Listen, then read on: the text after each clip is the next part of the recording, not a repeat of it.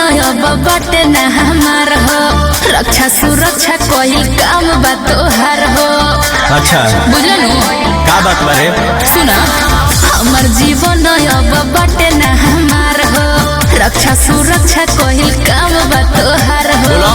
कबो जूझे नहीं देह परेशानी पो, जदि ताक दी कोनो हमरा रानी पो, बस को के टांग दे हो चौमुहानी पो।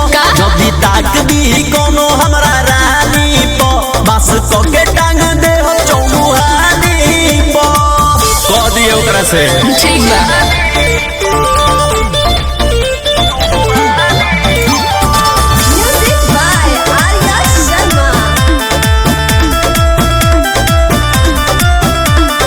रावण बने के कोशिश जे करी, भरल समाज में उ घुट घुट मरी। काट दे मुकरा के काट दे।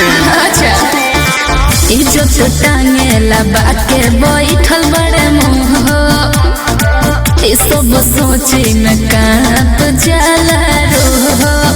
दग लगे नहीं दे हो जवानी पो, जदि ताक दी कोनो हमरा रानी पो, बस को के टांग दे हो चौमुहानी।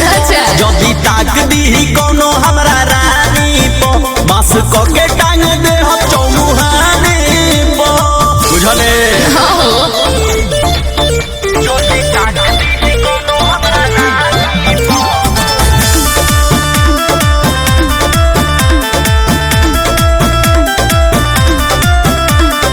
दुनिया भी देखियो पर कोइल कर तूत के, भय पैदा कोई दे हो देह में ओ पुत के।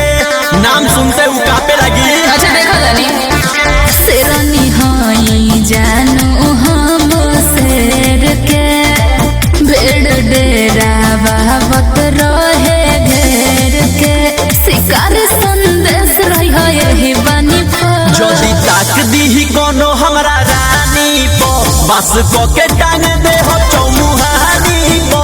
जदि ताक दी कोनो हमरा रानी पो, बस को के टांग दे हो चौमुहानी पो। कोनो कंप्रोमाइज ना होई, बुझलू?